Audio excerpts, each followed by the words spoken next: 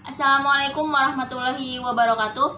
Perkenalkan, saya Anissa Putri Salsabila dari kelas Biologi E semester 4. Di sini saya akan sedikit menjelaskan mengenai bakteri yang bernama Bacillus anthracis. Apa itu Bacillus anthracis? Bacillus anthracis ditemukan pada tahun 1849 oleh Davain dan Bayer.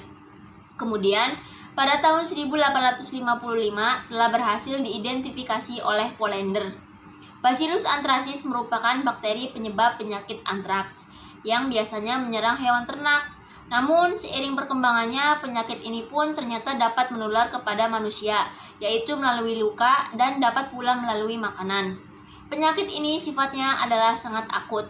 Robert Koch menemukan bahwa antraks tidak dapat hidup di luar inang atau hospes dalam waktu yang lama, namun dapat membuat spora yang dapat bertahan lama. Spora-spora inilah yang tertanam di dalam tanah yang menjadi penyebab dari merebaknya antraks yang terjadi secara spontan.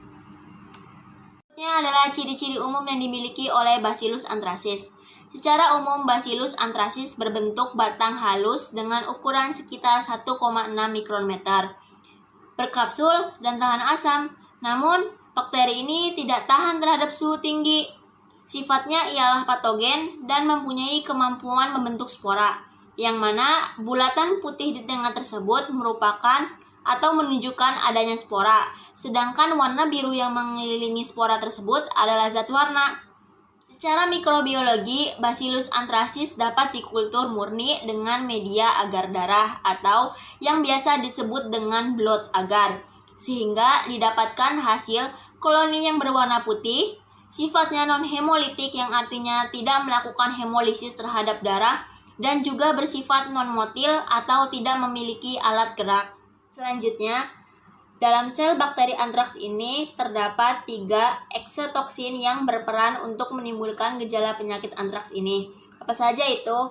Yang pertama adalah protective antigen atau PA, yang kedua adalah lethal factor atau LF, dan yang terakhir adalah edema factor atau IF. Yang pertama adalah protective antigen atau PA. Ini fungsinya adalah untuk mengikat reseptor atau toksin antraks. Yang kedua adalah lethal factor atau LF. Fungsinya ialah untuk kombinasi dengan PA yang menyebabkan perdarahan dan kegagalan kardiorespirasi.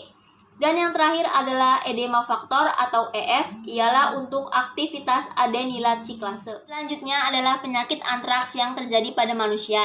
Ada 3. Yang pertama adalah inokulasi langsung melalui kulit. Penyakit ini terjadi apabila seseorang yang sebelumnya telah mempunyai luka, namun keadaan lukanya sudah terbuka. Kemudian seseorang tersebut tidak disengaja ataupun disengaja menyentuh bakteri yang sudah terinfeksi antraks ini. Berikut ini adalah gambaran dari Black Eschar yang apabila mengalami inokulasi langsung melalui kulit, namun sebelumnya sudah membentuk suatu vesikel yang akan pecah. Kemudian membentuk lagi suatu gambaran seperti nekrosis atau yang biasa kita sebut dengan eschar berwarna hitam adalah ingesti daging yang terinfeksi. Penyakit ini menyerang saluran pencernaan atau yang biasa kita sebut dengan digestive system. Penyakit ini terjadi apabila seseorang memakan daging yang telah terinfeksi antraks ini. Yang terakhir atau yang ketiga adalah inhalasi endospora. Penyakit ini menyerang paru-paru yang mana jika seseorang menghirup spora dari bakteri antraks ini, kemudian terjadilah penyakit inhalasi endospora. Bagaimana pencegahannya untuk penyakit antraks ini?